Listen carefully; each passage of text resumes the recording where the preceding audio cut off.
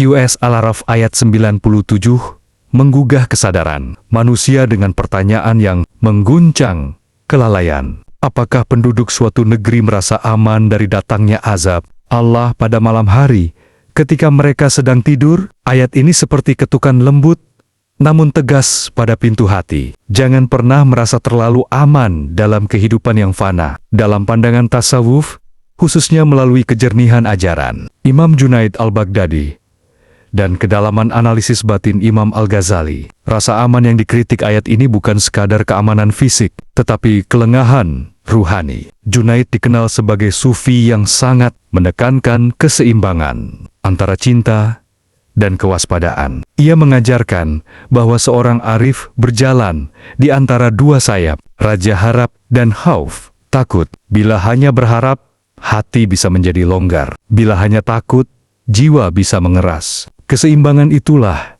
yang menjaga kesadaran tetap hidup. Tidur dalam ayat ini dapat dibaca sebagai simbol, bukan hanya tidur jasmani, tetapi kondisi ketika hati tidak lagi peka, menjalani hari tanpa muhasabah, introspeksi, tanpa melihat apakah langkah masih selaras dengan kehendak Allah. Al-Ghazali pernah mengibaratkan hati seperti cermin. Setiap dosa kecil adalah titik debu. Bila dibiarkan, debu itu menebal hingga cermin tak lagi memantulkan cahaya kebenaran. Orang yang merasa aman sering tidak sadar bahwa cerminnya mulai buram. Disinilah tazkiyatun nafs, penyucian jiwa, menjadi jalan. Bukan karena manusia harus hidup dalam kecemasan, tetapi agar ia tidak tertidur dalam ilusi kendali. Dunia sering memberi rasa stabil palsu.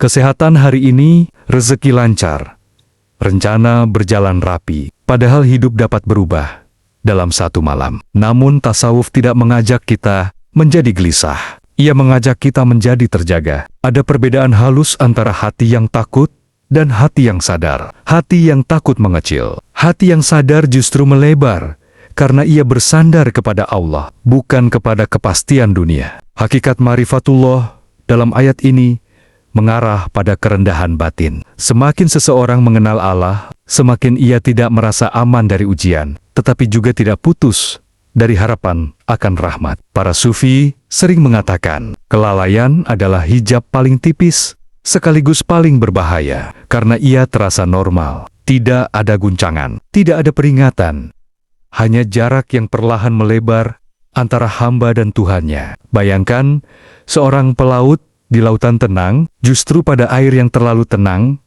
ia harus lebih waspada, sebab arus dalam tidak selalu terlihat di permukaan. Ayat ini bukan ancaman semata, ia adalah undangan untuk hidup dengan kesadaran yang lembut, namun terus menyala. Ketika hati terjaga, seseorang tidak menunggu musibah untuk kembali kepada Allah.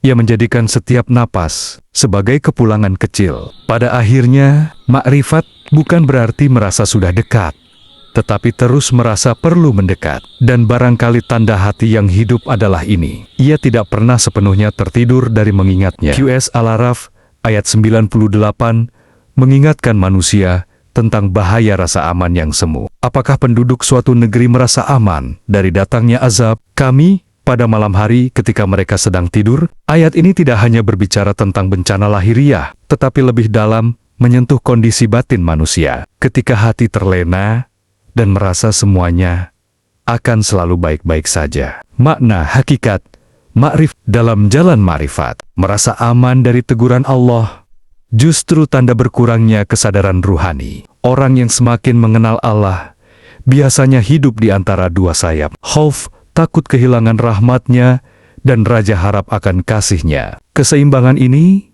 membuat hati tetap hidup dan terjaga. Musibah terbesar seringkali bukan penderitaan, melainkan hati yang tertidur. Pendekatan Imam Junaidi al-Baghdadi. Imam Junaid mengajarkan bahwa inti tasawuf adalah kesadaran yang terus menyala. Tidur jasad adalah fitrah, tetapi tidur batin adalah hijab, tabir yang menghalangi manusia dari cahaya ilahi. Saat hidup terasa mapan, rezeki lancar, dan masalah mereda, justru disitulah ujian paling halus muncul. Kelalaian. Tanpa sadar, manusia bisa berhenti bergantung kepada Allah dan mulai bergantung pada keadaan. Pendekatan Imam Al-Ghazali. Imam Al-Ghazali menjelaskan penyakit hati yang sangat lembut bernama gurur tertipu. Seseorang bisa mengira banyaknya nikmat berarti Allah pasti ridha. Padahal bisa saja itu istidraj, kelapangan yang perlahan menjauhkan manusia darinya.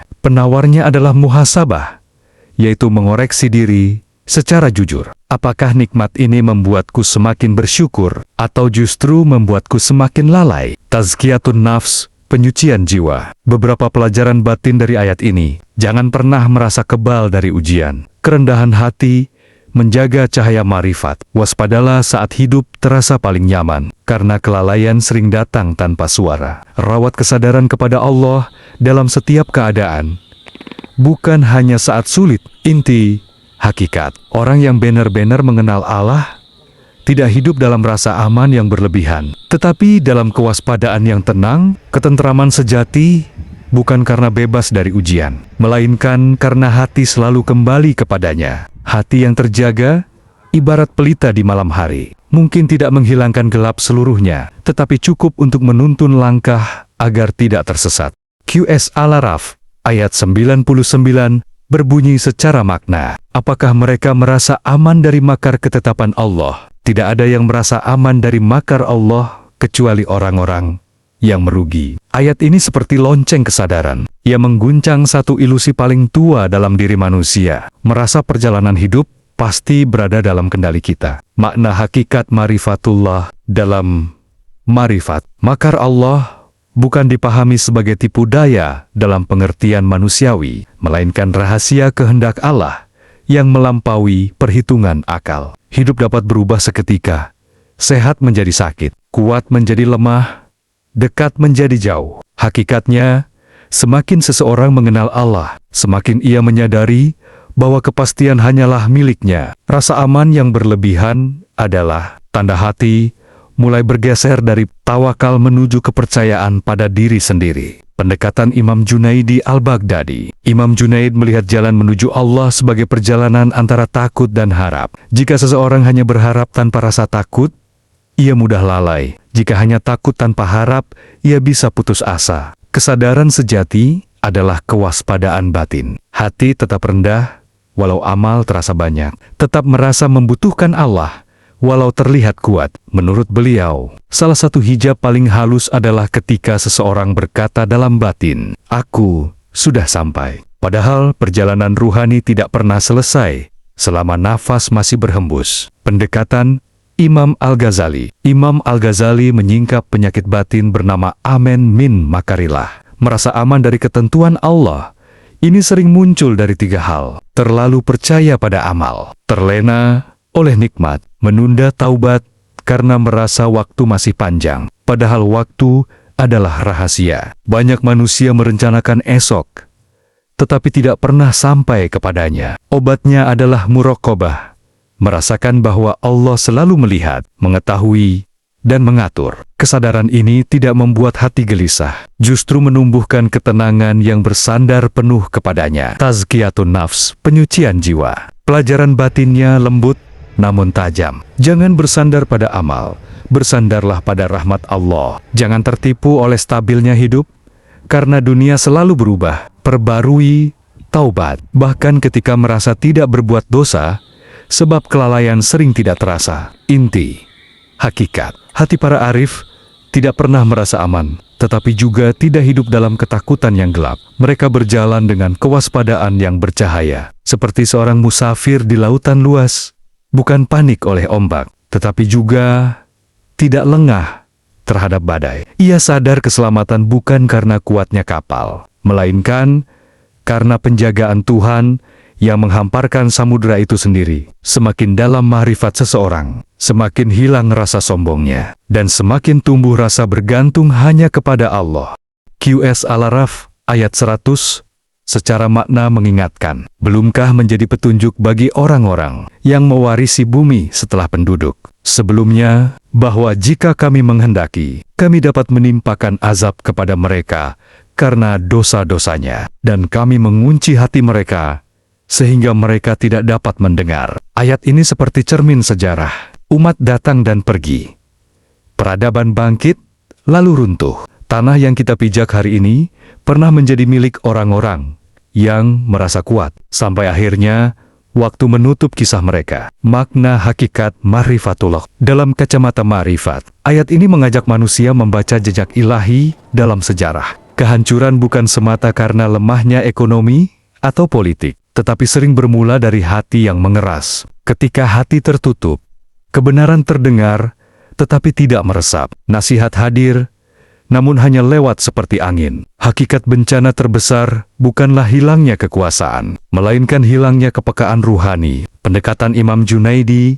Al-Baghdadi. Imam Junaid menekankan bahwa cahaya hati lahir dari kerendahan diri. Saat manusia berhenti belajar dari orang-orang sebelum mereka, itu tanda munculnya kesombongan halus. Menurut beliau, hati memiliki dua kemungkinan. Hati yang lembut, mudah menerima isyarat Allah. Hati yang keras hanya belajar setelah terguncang oleh ujian. Seorang salik pejalan ruhani tidak menunggu musibah untuk sadar. Ia menjadikan sejarah sebagai guru batin. Pendekatan Imam Al-Ghazali. Imam Al-Ghazali menjelaskan bahwa dosa yang berulang dapat meninggalkan noktah hitam pada hati. Jika tidak disucikan, noktah itu menebal hingga menjadi kunci yang menutup kesadaran. Namun kuncinya bukan dari Allah semata. Seringkali manusialah yang menempanya melalui kelalaian yang terus dipelihara. Jalan membukanya adalah taubat yang sungguh-sungguh, muhasabah yang jujur, dizikir yang menghidupkan rasa hadirnya Allah. Hati itu seperti cermin. Karat tidak terlihat dalam sehari, tetapi perlahan menghilangkan pantulan cahaya. Tazkiyatun nafs, penyucian jiwa. Ayat ini mengajarkan kewaspadaan yang dewasa. Jangan merasa lebih baik dari generasi sebelumnya. Ujian manusia selalu serupa, hanya bentuknya berbeda. Ambil hikmah dari runtuhnya kesombongan orang lain, sebelum kesombongan itu tumbuh dalam diri. Jaga kelembutan hati, karena petunjuk hanya menetap pada hati yang mau tunduk. Inti hakikat. Orang yang mengenal Allah membaca sejarah bukan sebagai cerita lama, tetapi sebagai pesan yang sedang ditujukan kepadanya hari ini. Hati yang hidup selalu berkata, jika mereka bisa jatuh, aku pun bisa. Maka jagalah aku, wahai Tuhan. Kesadaran seperti ini bukan melemahkan langkah, justru membuat jiwa tetap rendah, waspada, dan terus kembali kepada sumber cahaya.